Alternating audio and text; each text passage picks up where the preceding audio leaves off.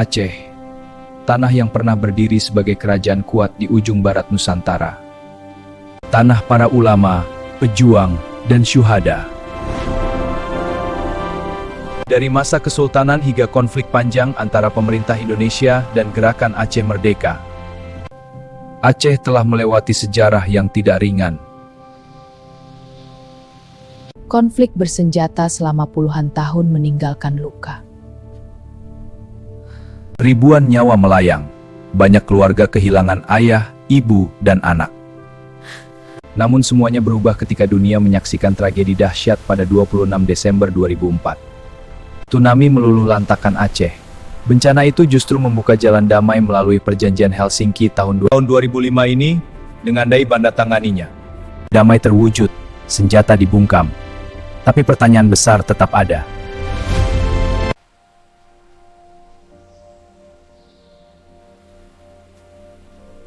Kepemimpinan nasional selalu membawa harapan dan kekhawatiran baru.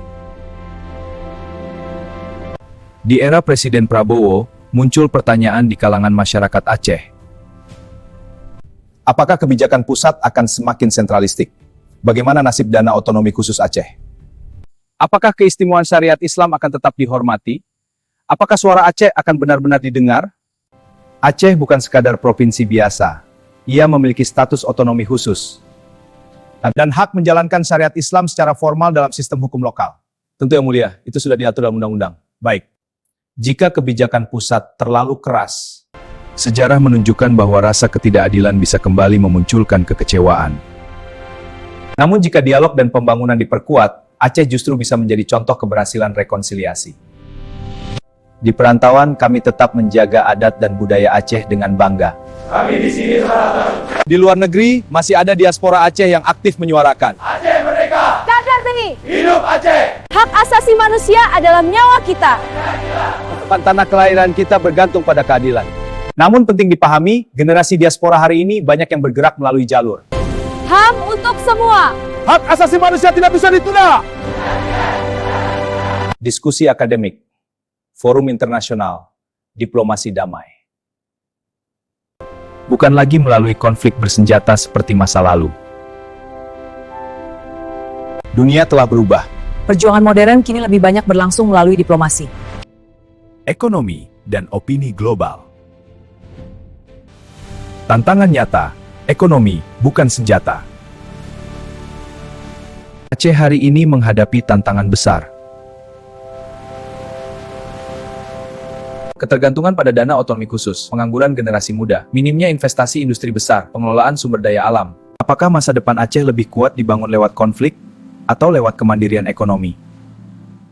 Jika Aceh mampu membangun industri halal, pendidikan berbasis pesantren modern, energi dan perikanan laut, maka posisi tawarnya di tingkat nasional dan internasional akan jauh lebih kuat. Apakah isu lepas masih relevan? Di era globalisasi, banyak wilayah dunia menyadari bahwa kekuatan bukan hanya soal kemerdekaan politik, tetapi tentang kesejahteraan rakyat. Beberapa wilayah yang memilih konflik panjang justru tertinggal puluhan tahun dalam pembangunan. Aceh pernah merasakan pahitnya perang. Damai yang diperoleh bukanlah hal kecil. Tetapi, bagaimana Aceh bisa lebih dihormati, lebih makmur, dan lebih berdaulat dalam bingkai yang ada? Skenario masa depan Aceh di era Prabowo.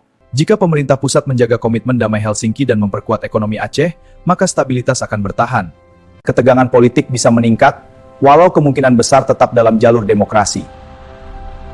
Jika elit Aceh mampu mengelola sumber daya dengan transparan, Aceh bisa menjadi model daerah otonomi paling sukses di Indonesia. Aceh di persimpangan sejarah. Kita merenung pada warisan budaya yang kaya. Dan menatap masa depan dengan penuh harapan. Aceh pernah menjadi kerajaan kuat. Aceh pernah menjadi medan perang. Aceh pernah menjadi pusat perhatian dunia karena tsunami. Kini Aceh berada di persimpangan baru. Di era Presiden Prabowo, masa depan Aceh tidak hanya ditentukan oleh Jakarta, tetapi juga oleh rakyat Aceh sendiri. Apakah Aceh akan kembali terjebak dalam romantis konflik? Ataukah bangkit sebagai wilayah yang kuat, mandiri? Sejarah belum selesai ditulis. Dan mungkin bab berikutnya sedang dimulai sekarang.